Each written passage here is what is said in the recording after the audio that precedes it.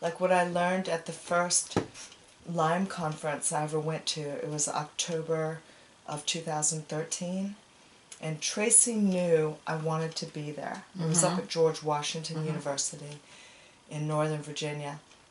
I had not prepared to go, but it kept tugging at me. But Thursday of that week, I had microscopy done. And this was different than the microscopy I had done in August, because in August I had been on 2 months of eating liver 3 times a day, greens, no sugar, no wheat. I was on a very strict diet, but the liver, the way Tracy prepared the chicken liver or any kind of liver, would help to build up my red blood cells to fight, right?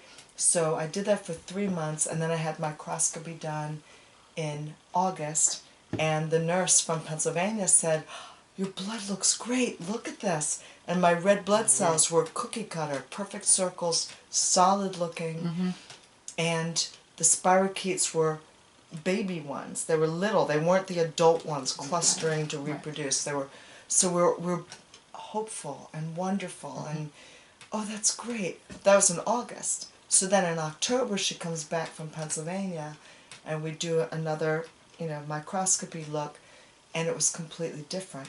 2 months, I had kind of wavered from the strictness of my diet. I might have had a slice of pizza, I might have had a piece of chocolate, which no sugar for 3 months. Of course, you get optimal blood, right? For me personally, maybe other people can do it, but I was chocolate, hardly any sugar. I know, right? That's really good the for you. answer. Dark chocolate. Exactly. That's the answer. So for me, what happened that Thursday, the microscopy revealed complete different. Like it was another wave of, from August, there were tons of spirochetes, clusters of adult spirochetes that cluster together to go and reproduce. Yeah. And then, tears. I'm looking at her. She goes, "Elizabeth, you need to do something. You need to do something, or your immobility is going to get worse. You have to address this." So I left that Thursday afternoon appointment feeling very demoralized in my heart, going, what am I going to do? This is a very complex situation with the Lyme. And he saw me just feeling very, very weakened by it all. And we get home, and he made this great dinner. We're sitting, and he said, "You do want to go to that conference on Saturday?" I said, "Yes, I do, but I don't know how I'm going to pull that off. I feel like I want to crawl under a rock and just, like a dog, I want to heal myself. I just want to, lick my wounds because I feel really defeated right now." And so Friday, we did everything we needed to do. Friday night, he goes, "I'm going to make sure you get up." And so Saturday morning, we got up at 5 o'clock, made a pot of coffee, got everything ready, put the walker in the car, and helped me get on the road by 6:30. And I got up to George Washington University, let's say by 8:30. It was already up to almost 85 degrees in October. So it was like, I parked on the street, I get the walker out, and I'm walking through this long, long, long concrete sidewalk, really far. And I'm halfway there, and I stop, and I'm like, whew, and then a side door opens, and this woman goes, "Are you here for the PAL, Partners Against Lyme conference?" And I went, "Yeah, is it obvious the way I'm walking?" And she goes, No, it's just that there's a lot of new people coming here, and this way will be shorter than going further that way."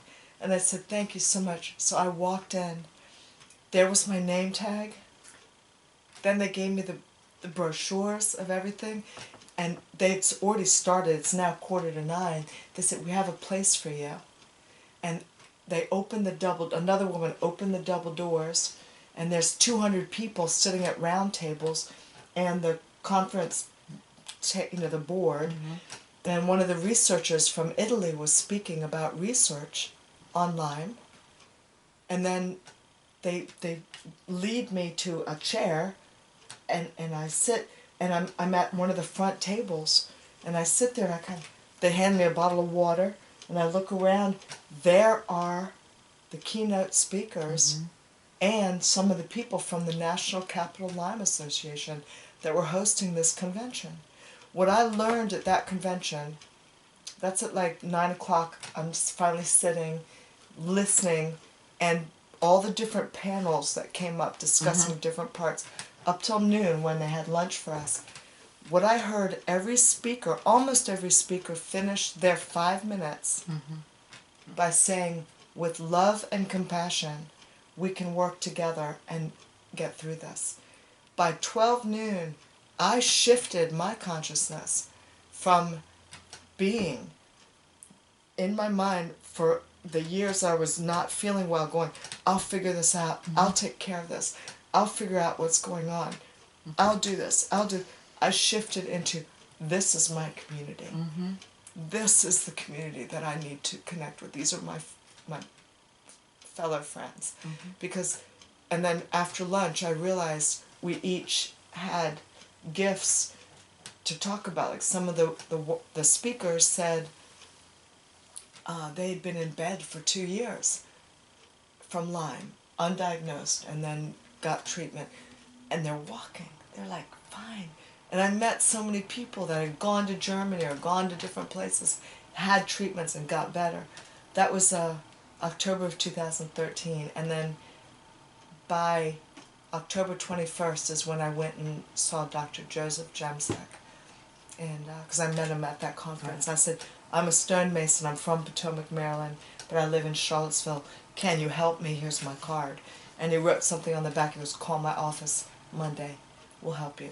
And then from the, whatever it was, the first part of October to the 21st, I was able to go. And it's been remarkable. Sort of thing. And you don't have a cast. You don't have a cast that people can relate to. They're injured. It's like we all have our stories, you know, but to look normal and then not have someone understand. I think that's part of the chronic Lyme experience and other chronic diseases that don't show a physical thing other than me in a wheelchair. Maybe that might say something, you know.